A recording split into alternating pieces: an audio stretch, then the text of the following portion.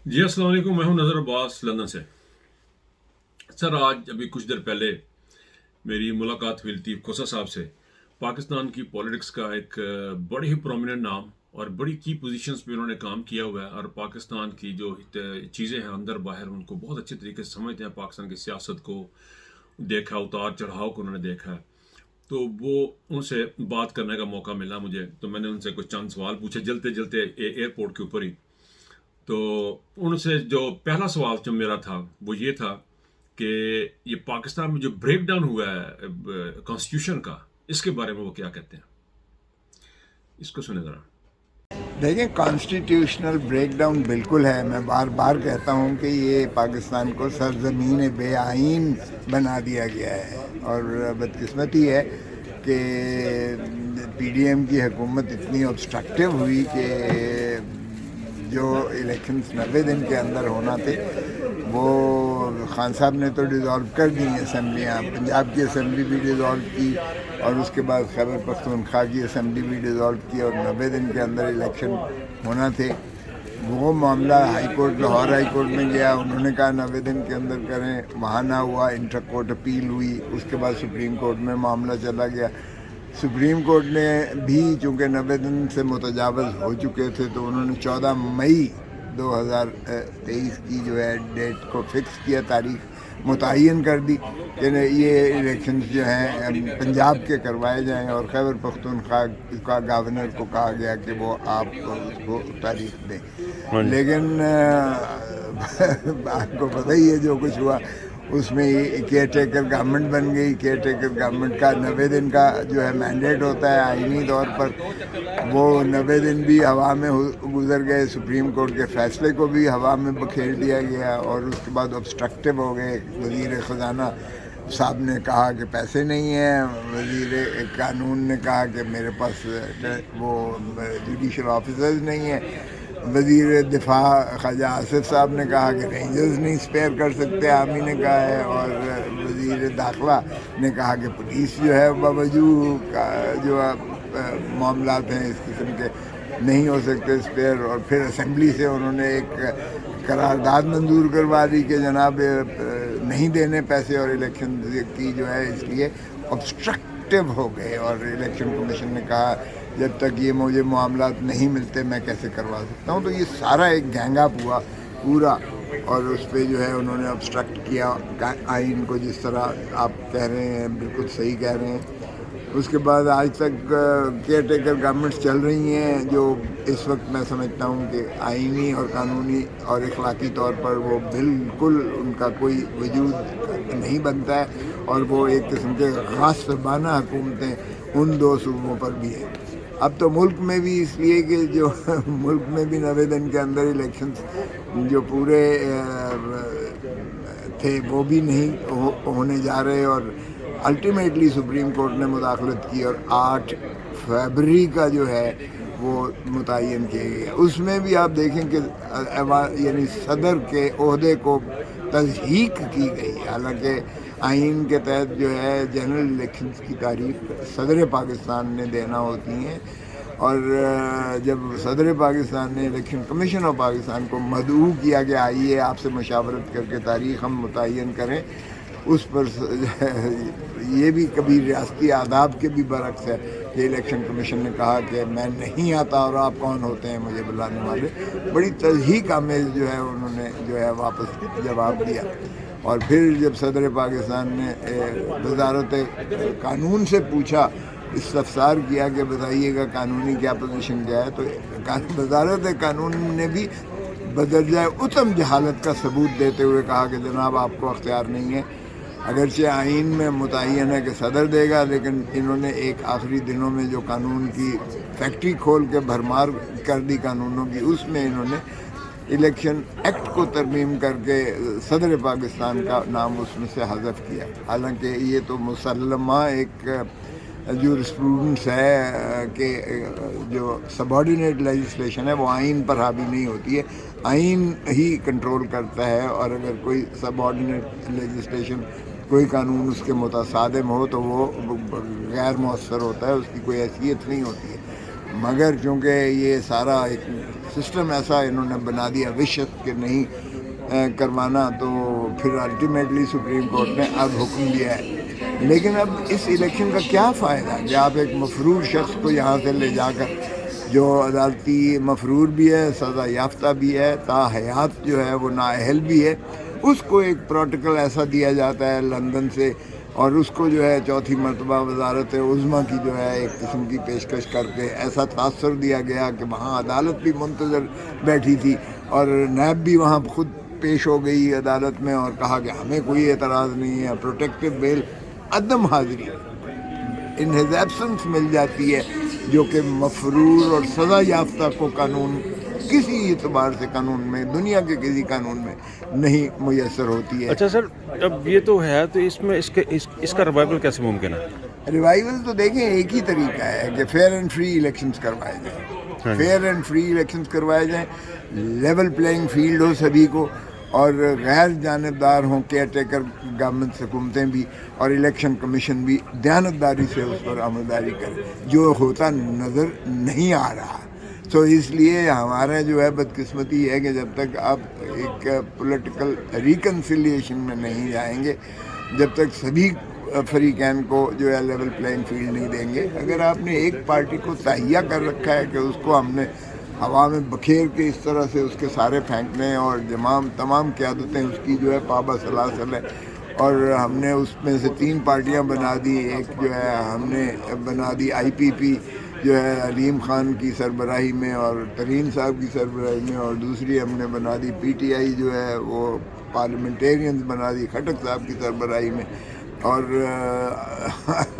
اس کو جو ہے ہم نے دیوار کے ساتھ لگا کر عمران خان کو، اس کے لیڈر کو اندر کر دیا ہے، اور اس کو اوپر ایک کیس ہوا جس کی میں نے ضمانت کروا دی ہے، تو پھر دوسرے سائفر کے کیس میں انہوں نے کر دیا۔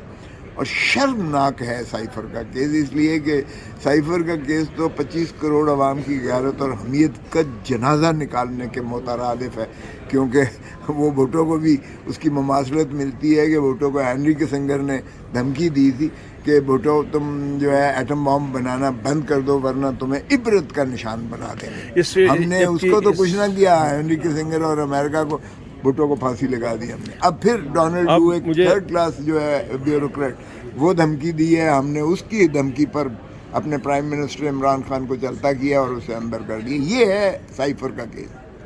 اچھا، مجھے آپ کی بات پہ ایک بات ہے، کچھ جملے بڑے مشہور ہوئے تھے کچھ دنوں میں۔ ایک تو یہ تھا کہ عمران خان یہ ریاست ایماندار شخصیت کا بوجھ نہیں اٹھا سکی، اس طرح کے ایک جملہ آپ نے بھی بولا تھا کہ میں عمران خان کو ذوالفقار علی بھٹو نہیں بننے دوں گا۔ میں نے تو یہ کبھی بھی نہیں، ہاں میں نے یہ کہا تھا کہ لحد میں نہیں اترنے ہاں لحد میں نہیں اترنے، تو وہ کیا آپ کا ذہن، آپ کو لگتا ہے کہ یہ اس طرف جانے کی کوشش کریں گے؟ دیکھیں ان کا تو کوشش کیا ہے، پولیٹیکلی تو اس کو اینہیلیٹ کر نہیں سکے، سیاسی طور پر اس کا آج گراف جو ہے آسمان پر ہے۔ آج الیکشنز کروائیں تو یہ سویپ کرے گا عمران خان، ان کی ضمانتیں ضبط ہوں گی، ان کی PDM والوں کی، اور جو انہوں نے خیر سے IPP بنائی ہے یا ادھر PTI پارلیمنٹیرین بنائی ہے، وہ کیمپین کرنے لائق بھی نہیں ہے۔ اس لیے جو ہے ظاہر ہے کہ وہ ضیاء الحق والی بات کے مثبت نتائج کا تو کوئی امکان نہیں ہے، تو پھر یہ ظاہر ہے اس نے بھی یہی ضیاء الحق نے کیا تھا کہ الٹیمیٹلی آؤٹ آف ڈیسپریشن اس نے ایک ایسے قائد کو پاکستان کے کیا دنیا کے نقشے افق سے اسے مٹا دیا لحد میں اتار کر، اور آج تک وہ پاکستان جو ہے اس کا وہ زخم سے برداشت نہیں ہو سکا ہے۔ تو ہم نے درخواست دی ہیں ہائی کورٹس میں کہ ان کی عمران خان کی جان کو خطرہ ہے، وزیر آباد میں پہلے قاتلانہ حملہ کیا، اللہ تعالیٰ نے اس کو جو ہے مارنے والے سے بچانے والا زیادہ دسترس رکھتا ہے، اللہ نے اسے بچا لیا۔ پھر انہوں نے جو ہے ایک اور شدنی چھوڑی کہ جی رشدی کے وکیل کو جو ہے اس نے رکھ دیا ہے عمران خان نے، اور یہ بات عطا تارڑ جو PM2 اس وقت پرائم منسٹر کا یعنی شہباز شریف کا، اس نے کہا جی یہ تو دیکھیں اس نے رشدی کے وکیل کو رکھ لیا ہے، اس نے تو یہ صہیونی قوتیں فلانا فلانا۔ پھر وہی سازش تھی کہ ایک جنونی سے اس کو اوپر حملہ کروا کے عمران کو مروا دیں گے اور کہیں گے جی کیا کریں، گستاخ رسول کے وکیل کو رکھنے کی پاداش میں اس کو جو ہے ایک جنونی نے مار دیا ہے۔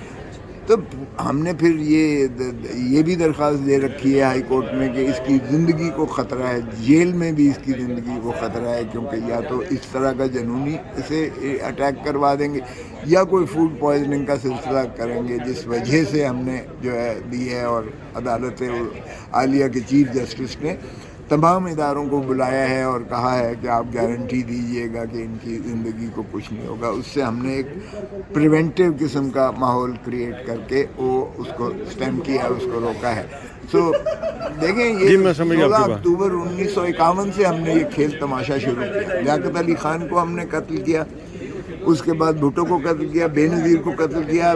جو پاپولر لیڈر آتا ہے، ہمارا بدقسمتی یہ ہے کہ ہم اس کو برداشت نہیں کرتے ہیں. تو میں نے یہی کہا، بالکل یہی کہا، اور میری پوری کاوش ہے. اور میں جو کوئٹہ کا کیس ہے، خان صاحب میرے پاس آئے تھے اور مجھے انہوں نے، ظاہر ہے کہ میرے گھر پہ فائرنگ ہوئی تھی تو وہ پوچھنے آئے تھے کہ آپ خیریت تو رہی وغیرہ وغیرہ. اور اسی سلسلے میں اسی دوران انہوں نے بتایا کہ رزاق شر، جس کو میں دور نزدیک سے جانتا بھی نہیں ہوں، دیکھا بھی کبھی نہیں ہے، اس کی اعانت کا کہتے ہیں میں نے قتل کروایا اور 109 کا پرچہ میرے اوپر درج ہو گیا. اور آپ نے دیکھا کہ پھر اکبر تارڑ صاحب جو ہے وہ PS to PM نے کہا ابھی وہ FIR درج نہیں ہوئی تھی، اور وہ پورے ٹیلی ویژن نیٹ ورک پہ آ کر کہا گیا عمران نے قتل کروا دیا رزاق شر ایک وکیل کو کوئٹہ میں، اور یہ اسی پر اس کو پھانسی لگنی چاہیے. یعنی ایسی حرکتیں. اور پھر میں نے ان کا اسی لیے وہ کیس لیا تھا کیونکہ بھٹو کی مماثلت مجھے نظر آئی کہ بھٹو کو بھی ایک اعانت کے کیس میں. نہیں، وہ آپ نے بڑی اسٹرانگ بات کی، وہ کافی گھومی لوگوں، مجھے تو بڑی کلک کی کہ دس از سم تھنگ ویری سیریس، کیونکہ آپ کی باتوں میں کافی وزن ہوتا ہے. یو بن جو کی پوسٹ ہیں حکومت کی سرکل کی، اس میں رہے ہیں. ایک ویری، مجھے پتا آپ کے ساتھ مہمان ہیں، they are waiting for you. Just quickly صرف ایک چیز آپ ٹرائی کریں گے برج کرنے کا PPP اور ان کو PTI کو فار ریکنسیلیشن، نیشنل ریکنسیلیشن.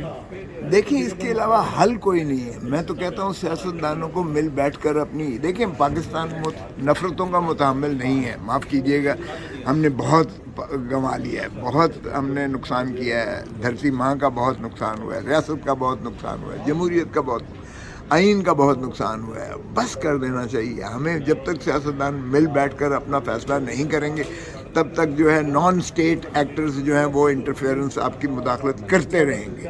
پھر آپ روتے ہیں کہ جی یہ کیوں مداخلت ہو رہی ہے. او بھائی، آپ اپنے معاملات، اپنی داڑھی کیوں دوسروں کے ہاتھوں میں دیتے ہو؟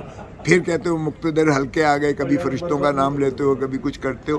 تو پھر تو ایسا ہوتا رہے گا. اگر آپ آپس میں لڑتے رہو گے تو پھر یہی ہوگا. اس لیے میں سمجھتا ہوں آپ ٹرائی کریں گے برج کرنے کی. دیکھیں اگر مجھے یقیناً کوئی کہے گا تو میں ضرور کروں گا. میری دلی خواہش ہے کہ یہ ہو کہ آپس میں ریکنسیلیشن ہو کر ایک بنا لیں روڈ میپ، ایک رولز آف دا گیم متعین کر لیں، ایک الیکشنز ہونے دیں. جمہور کو جو ہے، جمہور means the people of Pakistan. Bhutto نے کہا تھا طاقت کا سرچشمہ عوام ہے، اور اس نے یہ بات مندرج کر دی آئین میں، مقتدر کیا پاکستان کے عوام کو. حاکم اعلیٰ، اللہ تعالیٰ کی حاکم اعلیٰ کے بعد عوام پاکستان ہی ریاست ہے، اور عوام پاکستان ہی کو حق حکمرانی آئین میں دیا گیا آرٹیکل 7 میں، اور آرٹیکل 5 میں وفاداری یعنی ریاست کی عوام کے ساتھ، اور پاسداری جو ہے وہ آئین اور قانون کی. اس میں کوئی اور ادارہ نہیں آتا، نہ عدلیہ آتی ہے، نہ حکومت آتی ہے، نہ مقتدر حلقہ آتا ہے، کوئی بھی نہیں آتا. تو عوام از دی ریاست، عوام کو مقتدر، عوام کو دیں یار ووٹ کا حق دیں، فری اینڈ فیئر الیکشنز کروائیں، اور ان کے کلیکٹیو وزڈم پر ہمیں یقین کرنا پڑے گا، اور تبھی ہماری ریاست پھلے پھولے گی، اور انشاءاللہ پاکستان کے مسائل بھی حل ہوں گے، اور آئین کا مسئلہ یہ پیچیدہ جو ہو گیا یہ بھی انشاءاللہ ٹھیک ہو جائے گا. بہت شکریہ خدا صاحب، بہت شکریہ آپ کا ایئرپورٹ کے اوپر ٹائم دینے کا. Thank you very much. السلام علیکم. Thank you, God bless you. اللہ. یہ تھے سر لطیف کھوسہ. جلدی میں ایئرپورٹ پہ انہوں نے، ان کی مہربانی، انہوں نے تھوڑا سا ٹائم نکالا. ساتھ میں پریزیڈنٹ تھے PTI کے UK کے عمران خلیل، اور چند ایک اور دوست. تو آئی اپڈیٹ یو، ان کی کچھ میٹنگز ہیں کل اور پرسوں یہاں پہ لندن میں. تو آئی اپڈیٹ، جس طرح کی صورتحال ہوگی میں انشاءاللہ اپڈیٹ کروں گا. اپنا بہت خیال رکھیے گا. اللہ حافظ.